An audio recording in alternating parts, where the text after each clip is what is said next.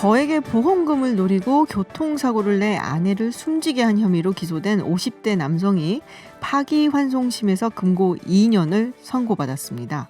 재판부는 해당 남성이 고의가 아닌 졸음운전으로 인해 교통사고를 낸 것으로 본 건데요. 이번 판결 여러 가지 면에서 주목을 받고 있습니다.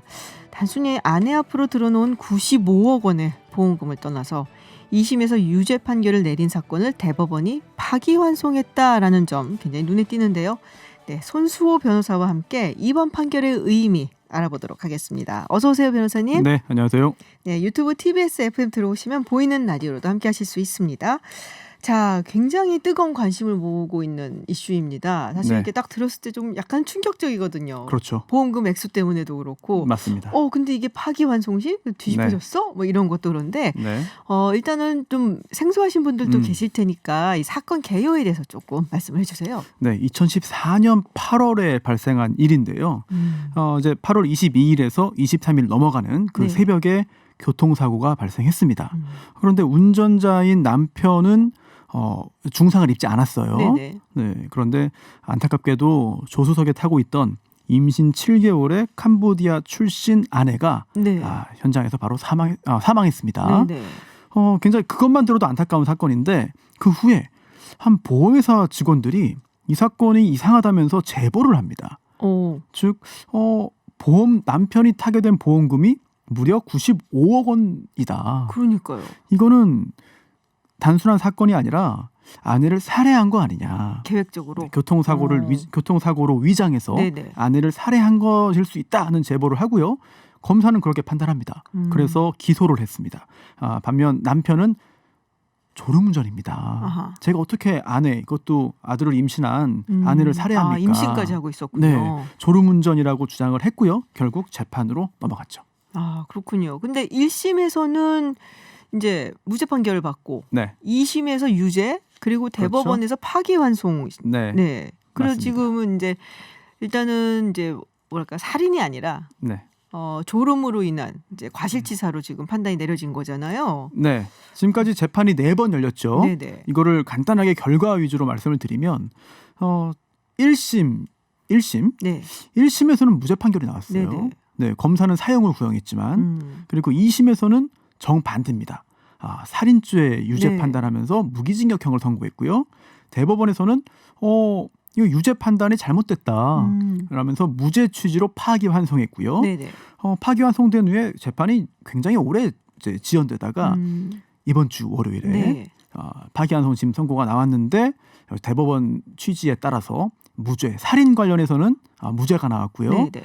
이제 졸음운전으로 교통사고를 내서 사람을 이제 사망하게 했기 때문에 그 아하. 부분이 유죄로 나와서 금고 2년형이 나온 상태입니다. 그렇군요. 근데 이게 이제 보통 우리가 들으면은 95억 원의 네. 보험금 이러면은 이거 뭔가 있는 게 아니야라는 생각들을 또 많이 하시는 것도 사실은 뭐 이해갑니다. 당연히. 네, 좀 약간 네. 이해는 가는 부분이기는 하거든요. 이제 그것 네. 때문에 사실은 살해 용의가 있다라고 본 거잖아요. 그렇습니다. 살인이냐 아니냐를 가늠할 때 있어서는 중요한 게 범죄의 동기 부분입니다. 즉 게다가 배우자를 살해한다면 네. 이거는 뭔가 그에 상응하는 그 배경이 되는 동기가 분명히 있을 거거든요. 네네. 그 중에 하나가 이 사건에서는 바로 95억 원을 넘는 그런 막대한 보험금. 이런 걸 볼 때 살해했을 것이다. 살인 동기 충분하다라고 한 게 바로 검찰 측의 주장이었죠. 근데 이제 1심에서 무죄였단 말이에요. 물론 이제 그렇습니다. 대법원에서 무죄 취지로 파기환송을 했지만 네. 1심에서 무죄를 내렸던 네. 그 이유가 있을 텐데요. 일단 이 95억 원 보험금이 의심하게 만드는 건 맞다고 했어요. 네네. 그리고 피고인인 남편의 이야기 중에 좀 설명이 제대로 되지 않는 부분, 또 진술이 달라진 부분, 앞뒤가 맞지 않는 부분도 있다고 봤습니다. 하지만 그럼에도 이게 살인죄를 범했다고, 즉 유죄라고 확신할 만한 정도에 이르지 못했다고 본 겁니다. 아하. 여러 가지 요소들을 종합해 볼 때 특히 이 사건은 직접 증거가 없습니다. 직접 증거. 예, 뭐 물론 요즘에는 대부분의 사건이 직접 증거가 없죠. 정황으로. 그렇습니다. 네. 하지만 기존 대법원 판례에 따르면 간접 증거가 풍부하게 있으면 네네. 또 그러한 간접 증거들이 논리적으로 모순되지 않고 하나의 방향을 가리킨다면 충분히 살인죄 유죄 판단도 할 수 있거든요. 네. 하지만 1심 재판부는 거기에 이르지 못한다고 봤습니다. 거기 이르지 못한다. 네, 특히 아까 말씀드렸던 네네. 보험금을 받기 위한 그런 계획적인 범죄라면 범죄인지 여부를 따지는 게 중요한데 네. 보험 가입한 경위를 좀 봐야 돼요. 애초에 11개 보험사에 25건의 보험을 이제 가입했고 오, 그렇게 많이요? 네. 이게 정말 배우자가 사망한 경우에 100억에 가까운 돈을 받게 되는데 네. 이것만 단순히 볼 때는 와, 이거 봐라. 누가 이렇게 하는 사람이 있느냐. 네. 이렇게 한 걸 볼 때 이거는 살인을 하기 위한 준비 작업이었고 당연히 아내를 살해한 거다라고 볼 수도 있습니다. 검사도 네. 그렇게 봤고요. 네네. 하지만 1심 재판부는 이 보험 가입 내역을 좀 자세히 봤어요. 경위를. 즉 이 남편이 이제 잡화점을 생활용품점을 네네네. 운영했는데 이 보험 이제 영업 사원들이 네. 보험 판매원들이 고객들에게 주는 여러 가지 그런 그 네. 사은품들을 그 가게에서 구입을 했다는 겁니다. 그래서 결국 보험에 가입해 주십시오라고 하는 보험 설계사들이 다 고객이라는 거예요. 그 자기가 운영하는 잡화점에 네. 오는 고객들. 그러다 보니까 다 거절할 수 없고 하나하나 결국은 들어두다 보니까 이렇게 된 것이다. 와, 근데 그러면 한 달에 내는 보험금이 네. 얼마나 된 거예요? 그렇게 많이 했으면? 보험료가 일단 이 아내 앞으로 네네. 아내 앞으로 총 25건의 보험에 가입해 있었는데요. 여기에 들어가는 보험료만 한 달에 360만 원이었거든요. 보험료 360만 원이요? 네.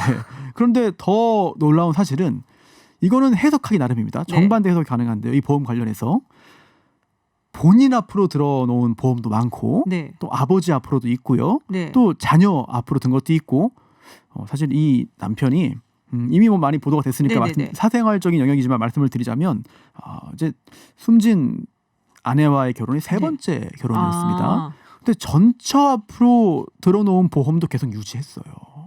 네? 아니, 이혼을 했는데? 네. 이거는 여러 가지 해석이 가능합니다. 첫 번째로는 의심을 계속 한다면 아니 이거 봐라. 이렇게 과도하게 보험을 들어놓고 범행 대상자를 계속해서 물색한 거 아니냐. 라는 의심도 가능한 거고 네네. 또 반대로 보자면 이거 봐라.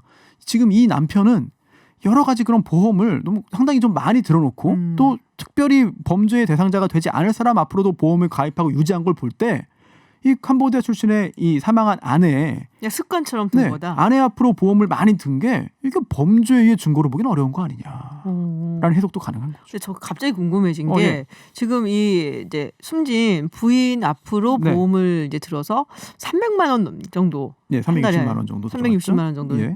그러면 지금 아버지 앞으로도 들고 전처 네. 앞으로 들고 그러면 전부 한 달에 얼마 내신 거예요? 1,000만 원 가까이 들었죠. 보험금을요? 예. 와, 돈 많이 버시나요? 1,000만 원 내고? 여기서 또 중요한 게 나옵니다. 네. 만약에 한 달에 한 5천만 원, 3천만 원 정도 수입이 있습니다. 네. 그러면 1,000만 원 정도 나간다고 해도 좀 많긴 한데 네. 뭐 낼 수는 있겠네. 그렇죠. 라는 생각할 수 있는데요. 만약에 한 달에 300만 원 버는 사람이 뭐 빚도 내가지고 1,000만 원 정도 보험료로 낸다면 그건 말이 안 되죠. 이거는 의심을 더 강하게 할 수밖에 없죠. 그렇죠. 그래서 수사기관도 그렇고 법원도 그렇고 이 남편의 정확한 재무 상태가 어떠냐, 월 수입이 얼마냐 이 부분을 굉장히 집요하게 추궁했습니다. 네. 그런데 여기서도 의심을 수사기관이 할 수밖에 없는 요소는 있어요. 애초에 경찰에서 말했던 월 수입 액수 네. 그게 너무 좀 약간 낮았습니다. 왜냐하면 이제 업종의 특성상 소득이 다 100% 공개되진 않아요. 현금 결제가 있기 때문에. 네네. 그래서 그다음에 검찰 조사 받을 때는 조금 더 소득 수준이 좀 좋아졌습니다. 변호사의 도움을 받는 게 아닐까 하는 생각이 잠깐 드는데요. 그 후에 재판 받을 때도 더 올라갔고요. 그리고 최종적으로는 월 수입이 1,000만 원 정도로 주장을 했죠. 그러면은 최고 수입이라고 이제 얘기를 했던 1,000만 원을 생각을 하더라도 네. 그 1,000만 원을 거의 다 보험금에 쏟아 부은 거잖아요. 실제로는 뭐 번 돈의 상당 부분을 보험료로 낸 건 맞죠. 네. 하지만 그래서 당시에 이 남편이 어떤 그 재정적으로 쪼들렸느냐, 네. 아니면 그래도 생활하는데 큰 문제는 없었느냐 이 부분도 상당히 중요했는데 네. 결과적으로 각 재판부마다 판단이 약간씩 달랐습니다. 근데 이제 1심에서 어쨌든 그런저런 이유로 해서 무죄 판단을 했는데 2심에서는 유죄 판단을 했단 말이에요. 그렇습니다. 그거는 또 네. 왜인가요?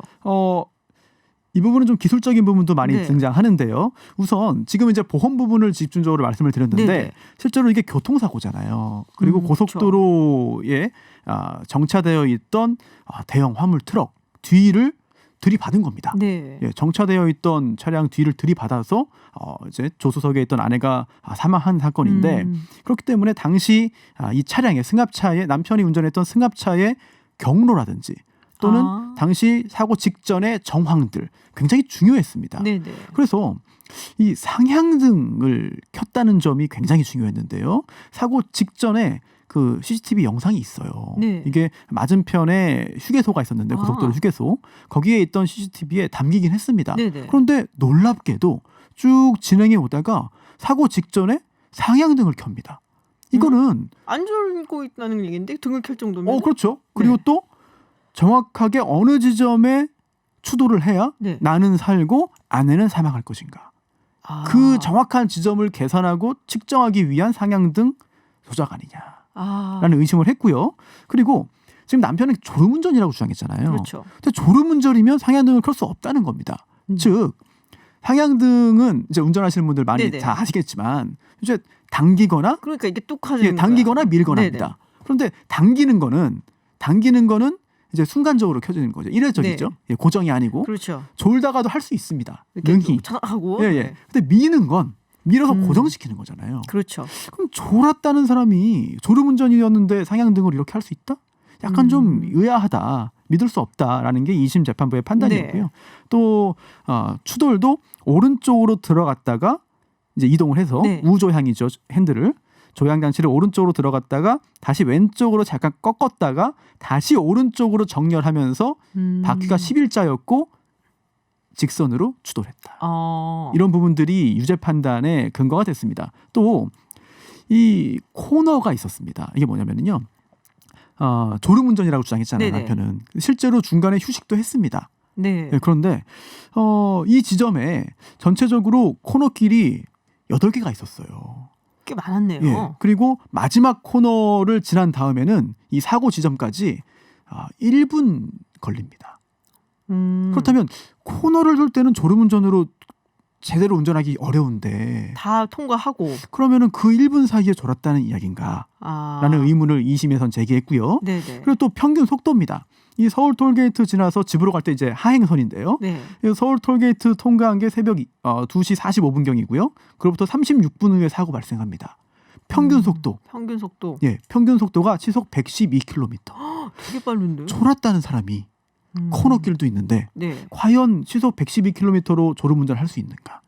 라는 의문을 제기하면서 2심 재판부는 유죄라고 판단했죠. 그렇군요. 그럼 마지막으로 대법원에서는 이걸 이제 네. 무죄 취지로 파기환송한 거잖아요. 그러니까 2심의 그렇습니다. 판결을 다시 한번 봐라. 잘못된 것 같다. 네. 이유가 뭔가요? 부족한 부분이 많이 있다고 봤습니다. 우선 첫 번째로 보험 얘기가 다시 나오는데요.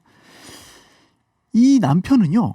굉장히 독특한 경제적인 어떤 활동을 했습니다. 어떻게 해요? 자산 관리를. 네. 예금 계좌가 있긴 한데 2개밖에 없어요. 그리고 거기에 들어있던 돈을 다 합해봤자 600만 원이 안 됩니다. 상당한. 다 내니까. 네. 그런데 적금도 없었고 네. 주식 계좌도 없었고 아무것도 없어요. 즉 보험만 있습니다. 보험만. 이거는 보험을 범죄의 수단으로 삼았다고 볼 수도 있지만 반대로 네네. 본다면 어떤 원인으로든 동기가 어쨌든 보험을 유일한 어떤 이런 그 자산 관리 수단으로 삼았다는 거예요. 즉 보험을 가입합니다. 네네. 그다음에 그 약관 대출을 받아서 또 다른 보험금을 내고요. 보험료를 네네. 내고요. 또 생활비로 쓰고 네네. 또 그러다가 또 보험을 또 가입하고 이랬을 가능성이 있다는 거예요. 대법원은 그래서 파기환송하면서 파기환송심에서는 이 남편의 피고인의 이 보험 관련된 어떤 구체적인 사정을 네네. 확인해봐라. 이런 지시를 내렸죠. 아. 그리고 또 교통사고 관련해서도 이제 영상이 네. 있잖아요. 그런데 이제 많은 분들 보셨겠지만 굉장히 흐릿합니다. 희미하고요. 그리고 유죄 판결을 하면서 이런 재연을 했어요. 또 네네. 시뮬레이션도 했고. 그런데 과연 그게 오차가 없다고 자신할 수 있느냐. 아하. 이런 부분에 있어서 대법원은 의문을 제기했습니다. 그러면서 굉장히 자세하고 다양한 파기환송심의 어떤 파기환송심이 해야 될 일들을 다 지적해줬거든요. 그러한 작업들을 굉장히 긴 시간 동안 진행한 거죠. 그렇군요. 그래서 결국에는 다시 와서 이제 네. 뭐 살인에 관해서는 무죄 판결을 받았고, 그렇죠. 그리고 이 졸음운전 때문에 사실 네. 그 부분에 대해서 유죄 판결 봐서 금고 2년형에 지금 처해진 걸로 지금 나오고 있는데, 네. 자, 우리 변호사님께서 굉장히 꼼꼼하게 하나하나씩 설명을 해주셨어요. 네. 근데 일단은 이런 판결이 나왔는데 이게 우리 사회에 던지는 메시지는 뭘까요? 우선 네. 누군가 사망했기 때문에 굉장히 슬프고 안타까운 그렇죠. 일이죠. 그런데 경우에 따라서는 이 피고인, 즉 네. 남편이 최고의 어떤 피해자가 될 수도 있고 또는 그렇죠. 가장 악독한 범죄자가 될 수 있습니다. 네. 법원의 판결에 따라서 물론 본인의 실수로 아내가 사망하게 된 것이기 때문에 잘못은 있는 거죠. 하지만 고의로 살해한 경우와 그렇지 않은 경우는 사회적인 평가가 정말 달라질 수 있어요. 그럼요. 따라서 최종적인 사법부의 판단이 나오기 전까지 살인범이야. 당연히 100억 타려면 당연히 이렇게 했겠지. 라는 단정 그리고 온라인상의 여러 가지 공격 등은 네. 상당히 좀 자제되어야 하지 않을까라는 생각이 들고요. 또 보험업 측면에서도 바라볼 부분이 있습니다. 애초에 이렇게 어마어마한 보험금을 탈 수 있게 보험 가입이 가능한가? 이 사건 후에 제도가 바뀌었어요. 그래요? 네, 이렇게 이제 못해요. 왜냐하면 이 95억 원이라고 계산을 하는데 이게 다 일시불은 아닙니다. 따라서 좀 분할해서 지급받는 경우도 있는데 그런 경우에는 합산해서 제외됐어요. 과거에는. 그러다 보니까 이런 어마어마한 상황이 생긴 거거든요. 이제는 제도가 이제 보완됐고요. 네네. 그리고 또 하나는 이 보험이라는 게 굉장히 유용한 수단이죠. 위험을 회피하고 분산하는 것이기 때문에 예측할 수 없는 상황에서 금전적인 어떤 여러 가지 난관을 좀 타개할 수 있는 좋은 수단입니다. 하지만 범죄의 목적이 될 수도 있고요. 보험금이 또는 보험에 가입되어 있는 상황을 사후적으로 그래 이렇게 돼 있다면 한번 이걸 이용해서 내가 좀 범죄를 할 수도 있지 않을까? 정말 내가 돈이 꼭 필요한데 그렇다면 이걸 한번 해볼까라는 사후적인 범죄 유발 수단이 될 수도 있어요. 그러네요. 네, 이런 부분들은 어찌 보면 보험제도의 본질을 건드리는 부분일 수 있겠습니다만 계속해서 좀 많은 사람들이 경각심을 가져야 되겠죠. 네. 자, 글쎄 아직은 사회가 좋은 부분이 많다라고 믿고 싶어서 정말 사고로 인해서 졸음운전으로 인해서 이렇게 부인을 잃은 걸로 생각을 하고 싶습니다. 실제로 또 그렇다면 그건 또 굉장히 양심의 가책이라든지 죄책감을 느끼기 충분한 일이기 때문에요. 네, 오늘 손수호 변호사님 정말 처음부터 끝까지 하나하나 이렇게 단계별로 설명을 해주셔갖고 제가 굉장히 이해하기가 쉬웠습니다. 네, 지금까지 손수호 변호사와 이야기 나눴습니다. 오늘 말씀 고맙습니다. 네, 감사합니다.